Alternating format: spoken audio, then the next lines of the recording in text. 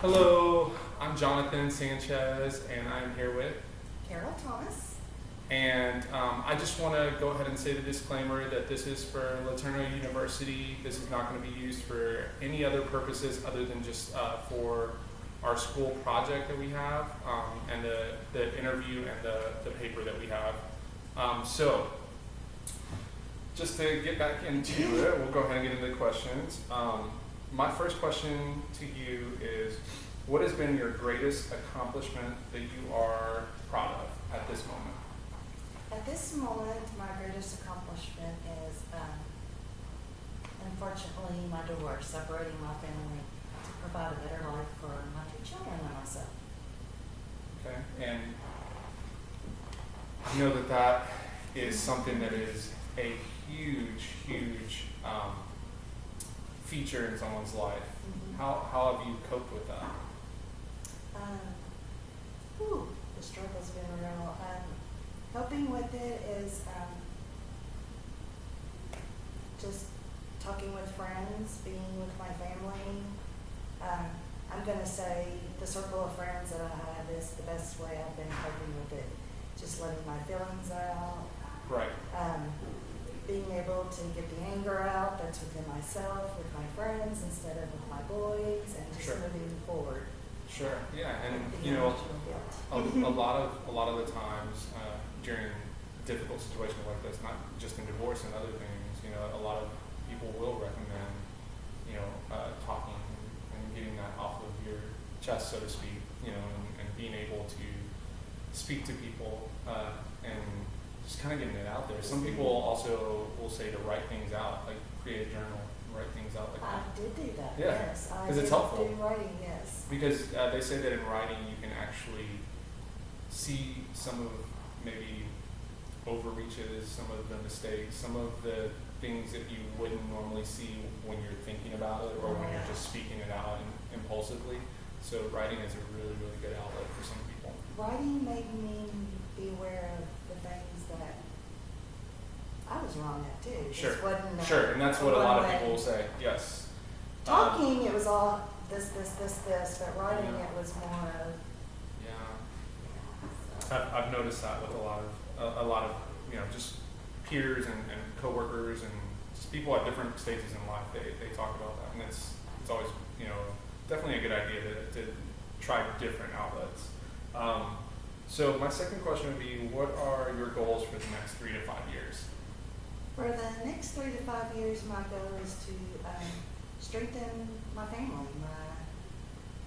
Right now I'm unemployed, so I'm looking for employment. So my goals are to get a career that I can build around my family.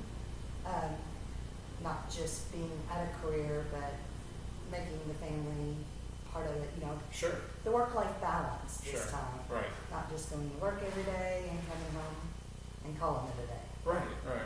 That makes a lot of sense. Do you have any goals that go beyond work? More and less for my boys and I to grow as a family. We've been kind of in the situation that we've been in. We've not been much of a family time. It's everybody comes home, they go in their own rooms, and Sure. no one really talks to anybody. So my goal in life is to get my family back together. Hopefully we'll be able to find a family church to start going to. That's great. Start riding out as a family, not just. Those are great ideas. So my third question would be and you've kind of already spoken on this, but how important is family life to you? Very important. I grew up in a split family home situation, and that's kind of how I was raised, just everybody kind of on their own. Sure. So therefore, I'm trying to do it in a different manner, Right. to where my boys and I are included, but the boys are included in everything that I do. Yeah, and some research shows that some people, well, now with just the modern times that we have with technology and things like that, it's a lot easier to get distracted and to go on your own. And so there's always that. We always talk about that balance, that coming back to equilibrium. So not having too much of this, not having too much of that, so you can kind of balance that out. And that's always hard for families now to get to that point, but it is definitely doable. So that's a good thing that you have that as a goal. What is your best childhood memory and why do you think it is? One of my best childhood memories go back to where my parents were still together. We owned a family farm. Tobacco season was my favorite time of the year. That's where all our family and friends, we all came together, sitting on the tractor, setting the tobacco, just all the women were usually cooking and cleaning while I had a man, so the kids were just free and playing and being involved. Like my father would always let me sit on the tractor and plant the tobacco. I'd always get to lay out the tobacco sticks. So it goes back again of being a family, and that's my fondest memory. Wow, that's cool. So my next question would be, in what ways do you think you've contributed to the society around you at this moment? Contribute to society. I'm going to go with the smaller things of, like if I'm out in public and I see somebody that needing help, let's just say we're at a grocery store and there's an elderly woman that can't reach something off the top shelf, holding a door open for someone. With my career of being with the public, it was always nice in communicating with somebody, having that person that would need help, but then they were lonely, so they just wanted somebody to talk to. Right, going So that extra mile. that extra mile. I was always busy, had 1,000 projects to do, but if I would give that person just 5 minutes of my time, you could tell I just made her day, Sure. and that made me feel great. Right. Those are all great things. Moving on to the next question. What is your personal journey of faith, and in that, does it play a role in church at all? I do not attend church. I grew up in a church home. Unfortunately, I was married to a non-believer, so that steered me completely away from that. So, through the challenges that I have gone through, the first step that I've made is I've gotten back into my daily prayers and trying to introduce it more to my boys. Sure. The little things, just blessing our food at night. Why are you doing this, Mom? It's like, we've never done this before. Why now? So Of course. it's just, yeah. That's great. Well, and little changes like that, it at first it can be a little challenging, but after a while, just like with you see it with a lot of kids, they're so resilient.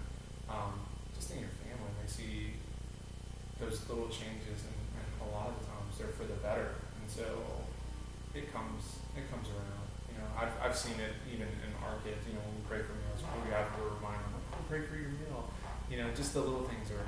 It's like, oh, okay, yeah, I'm praying for my meal. Like just to be grateful and to understand, and for us is to, them individually building that faith for themselves, and really, we talk even with our older child parents about having questions and thinking about faith for herself and what it means for her, because she's old enough to start thinking those things.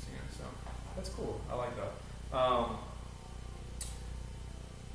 Okay, as far as faith, how do you feel? And I'm assuming and we're talking about faith. I'm assuming we're talking about Christianity. Within that, how do you feel your faith has helped you, or has it not helped you during this period of time for you? This period of time, like I said, I've been with a non-believer, so I've been astray from that for so long. Bringing back that daily prayer to me has really, not everything has been answered. Sure. But the question of why I'm being punished is not there anymore. It's just, I believe, I continue to pray about it. Good things have happened, and I can only see good things going forward. Sure. I don't believe that maybe every answer won't be. No, I'm not saying that the right way. Not everything I pray for will be answered immediately. Right. But in the long run, I see that the prayer has helped me become a stronger person. Sure. Meeting my goals that I set for myself, not exactly what I prayed for. But Right. Right. And helping you sometimes, gain that patience and that trust. That trust, yes. And sometimes, especially in that situation with the divorce, I've never been through that, but I know friends and family and neighbors and things like that have people like that have gone through that. And it's just a lot of the times the trust is one of the hardest things to gain back, and trusting yourself. And that's can I do this? Is this something that I can move forward through? Because there are a lot of challenges and a lot of changes. So that's great. I'm glad to hear that you're doing that. And just kind of going back to the church scenario, in your experience with any church or any churches that you've been at or visited or anything like that, do you feel like the churches maybe in this area do a good job of reaching out to adults in this type of situation, or just adults in your neighborhood or in your community or anything like that? Do you think they do a good job? I do. There are lots of different ministries, social gatherings that they do that bring young people, older people, just the different groups together. That's good. And then my last question, as far as how do you think, and I know you said you kind of strayed from it just because you were in a relationship with a non-believer, but how do you think your faith has evolved from when you were young, as opposed to getting married and kind of having children, and then now? Do you see an an evolution there of moving forward to where you are now, and how did that happen?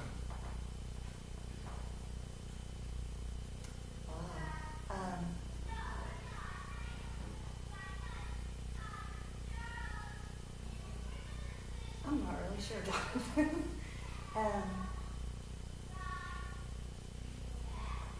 Just like I said, being with a non-believer. Well, I was raised in a Christian home. Sure.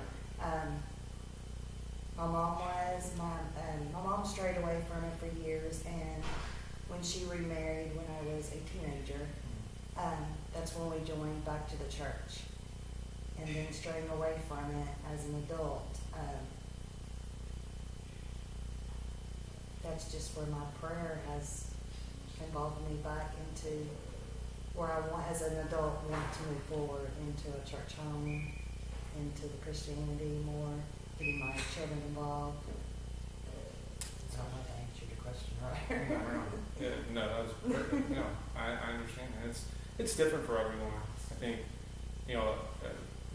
I think for me it's been kind of like a roller coaster. So I see myself kind of going back and forth sometimes, because there are those doubts and there are those questions, or there are times where you kind of hits you in the face, so to speak. And so you see kind of like those channels, and it's like I said about the equilibrium, is where do I bring that, faith in God, Christianity, and church into my life, and how to balance out to where I trust in God, but I also trust that He has great things planned for me. The promises that are in the Bible, the promises that are in some of the beautiful verses that you read. And so in that, I kind of find that balance, And so it's hard to come back, Sometimes it's hard. Sometimes you have those questions, or you have people that build those questions in for you, or like I said, situations that just kind of derail you from what you wanted or where you were at. But then sometimes those situations happen and it brings you back into place. And that's a beautiful thing as well. There's always, there's a song that I listen to, and it's by this band called King Kaleidoscope, and they say, the song says, I find the beauty in between. So there's this beauty in between these moments of life that we have, whether they're good or bad. Right. So you have these really terrible moments, disasters and things like that, but then you have these beautiful moments in between where you see people reaching out and going out and helping people rebuild their homes from scratch, and going out and rescuing people out of floods, and even not in that, and you see people get divorced and then come to God or come to church and then find something different and beautiful in that situation, and it comes out of that. So